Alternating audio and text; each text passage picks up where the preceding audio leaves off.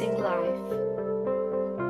You must get rid of the last vestige of the old idea that there is a deity whose will it is that you should be poor, or whose purposes may be served by keeping you in poverty.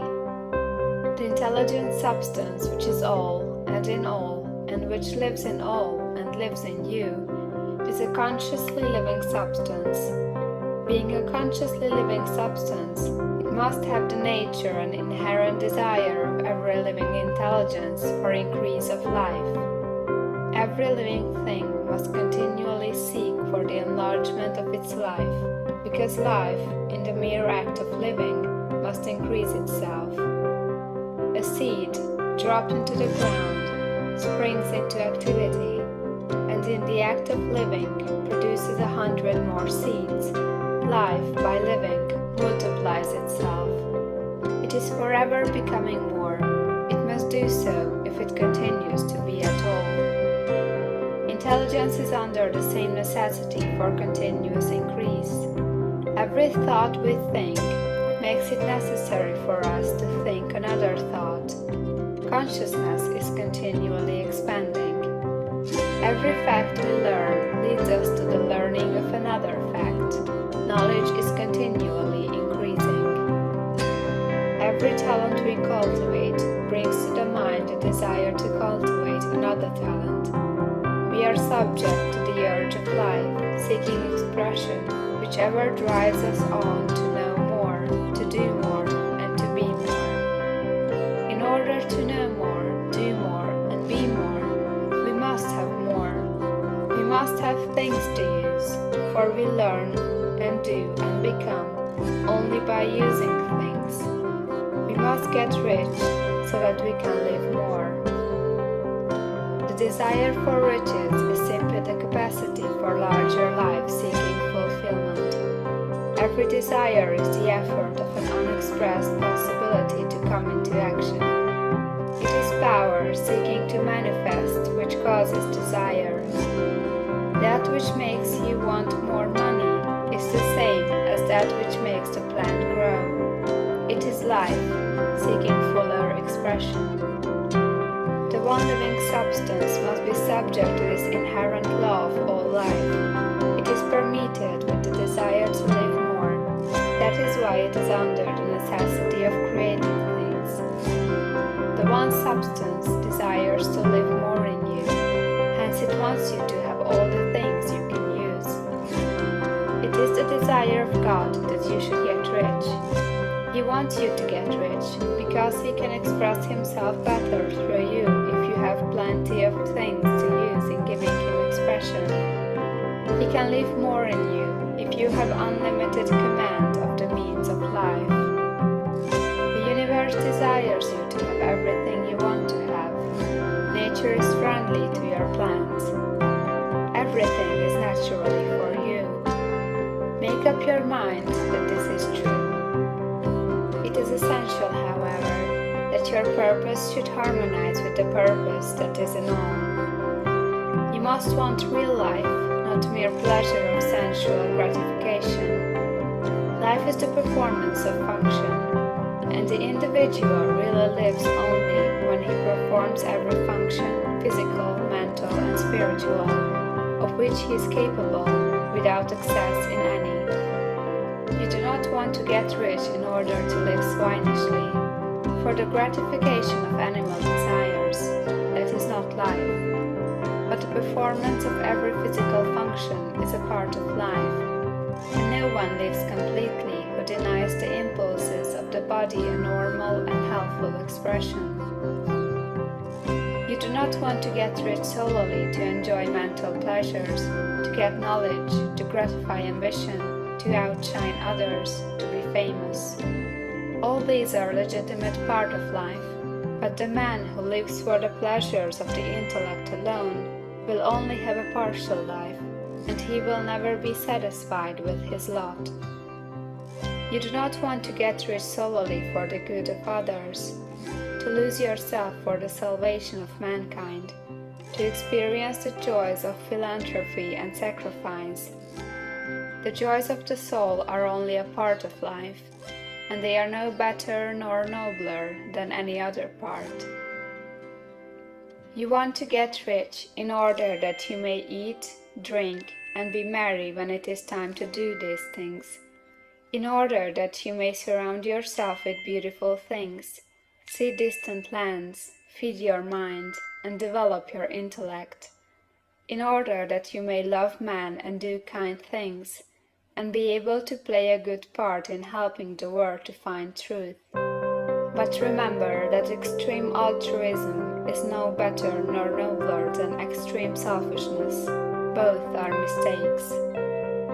Get rid of the idea that God wants you to sacrifice yourself for others, and that you can secure His favor by doing so. God requires nothing of the kind.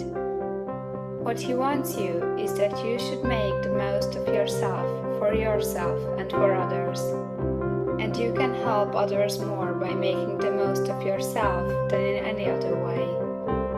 You can make the most of yourself only by getting rich. So it is right and praiseworthy that you should give your first and best thought to the work of acquiring wealth. Remember, however, that the desire of substance is for all, and its movements must be for more life to all. It cannot be made to work for less life to any, because it is equally in all, seeking riches and life. Intelligent substance will make things for you, but it will not take things away from someone else and give them to you.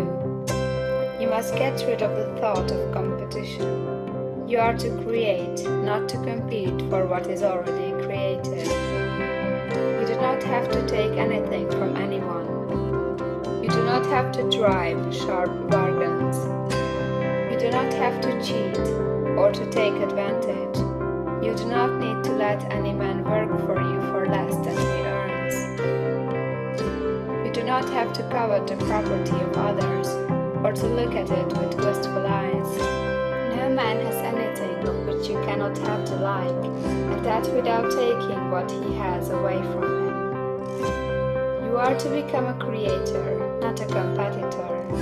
You are going to get what you want, but in such a way that when you get it, every other man will have more than he has now. I am aware that there are men who get a vast amount of money by proceeding in direct opposition to the statements in the paragraph above, and may add a word of explanation here. Men of the plutocratic type, who become very rich, do so sometimes purely by their extraordinary ability on the plane of competition, and sometimes they unconsciously relate themselves to substance in its great purposes and movements for the general racial upbuilding through industrial evolution. Rockefeller, Carnegie, Morgan, and others have been the unconscious agents of the Supreme in the necessary work of systematizing and organizing productive industry, and in the end, their work will contribute immensely toward increased life for all. Their day is nearly over. They have organized production and will soon be succeeded by the agents of the multitude who will organize the machinery of distribution. The multimillionaires are like the monster reptiles of the prehistoric eras. They play a necessary part in the evolutionary process, but the same power which produced them will dispose of them. And it is well to bear in mind that they have never been really rich. A record of the private lives of most of this class will show that they have really been the most abject and wretched of the poor. Riches secured on the competitive plane are never satisfactory and permanent. They are yours today and another's tomorrow. Remember, if you are to become rich in a scientific and certain way, you must rise entirely out of the competitive thought. You must never think for a moment that the supply is limited. Just as soon as you begin to think that all the money is being cornered and controlled by bankers and others, and that you must exert yourself to get laws passed to stop this process and so on, in that moment you drop into the competitive mind, and your power to cause creation is gone for the time being. what is worse, you will probably arrest the creative movements you have already instituted. Know that there are countless millions of dollars worth of gold in the mountains of the earth, not yet brought to light. And know that if there were not, more would be created from thinking substance to supply your needs. Know that the money you need will come, even if it is necessary for 1,000 men to be led to the discovery of new gold mines tomorrow. Never look at the visible supply. Look always at the limitless riches in formless substance, and know that they are coming to you as fast as you can receive and use them. Nobody, by cornering the visible supply, can prevent you from getting what is yours. So never allow yourself to think for an instant that all the best building spots will be taken before you get ready to build your house, unless you hurry. Never worry about the trusts and combines, and get anxious for fear they will soon come to own the whole earth. Never get afraid that you will lose what you want because some other person beats you to it. That cannot possibly happen. You are not seeking anything that is possessed by anybody else. You are causing what you want to be created from formless substance, and the supply is without limits. Stick to the formulated statement. There is a thinking stuff from which all things are made, and which, in its original state, permeates, penetrates, and fills the interspaces of the universe. A thought in this substance produces the thing that is imaged by the thought. Man can form things in his thought, and, by impressing his thought upon formless substance, can cause the thing he thinks about to be created. End of Chapter 5.